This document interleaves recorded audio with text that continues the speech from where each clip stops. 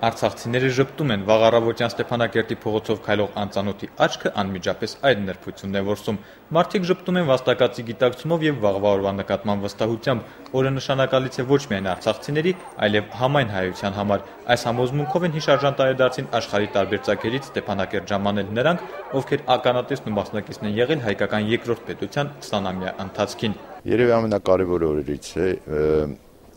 Նախ եւ առաջ մեր ժողովրդի համար բացվեց ազատության գնալու ճանապարհ եւ Ղարաբաղը իր հաղթանակներով, իր ոգևորությամբ, իր միասնությամբ ոնց որ թե ճանապարհ չտվեց ամբողջ հայության համար։ Եվ հիմա ես համարում եմ, որ Ղարաբաղի հարցը դա բանալին է ամբողջ հայ ժողովրդի ապագային։ Եվ ոնց որ փորձություն լինի մեզ համար, մենք կարողանանք միջև վերջ դիմանալ, միջև վերջ պահել եւ ես համոզված եմ, որ կպահենք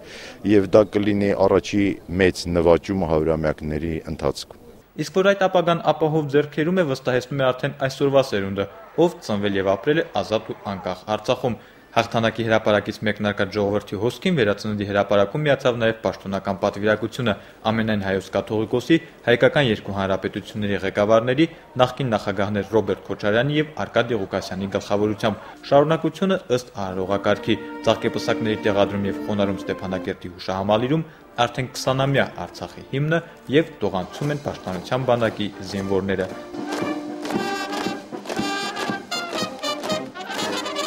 Ապա բարձրաստիճան պատվիրակության անդամները ծաղիկներ են դնում զոհված ազատամարտիկների շիրիմներին։ Հուշահամալիրում հիշատակի վերջին տուրքը Լեռնային Ղարաբաղի Հանրապետության Գերագույն խորհրդի առաջին նախագահ Արթուր Մկրտչյանի շիրմաքարի մոտ էր։ Օրվա մեջ նաև թախիծ կար, սակայն գերիշխողը ուրախությունն ու լավատեսությունն էր, եւ այդ լավատեսությունը հերթափոխի կանգնած սերնդի վստահությունից է բխում։ Ես 18 տարեկան եմ, ծնվել եմ ազատ անկախ Արցախում։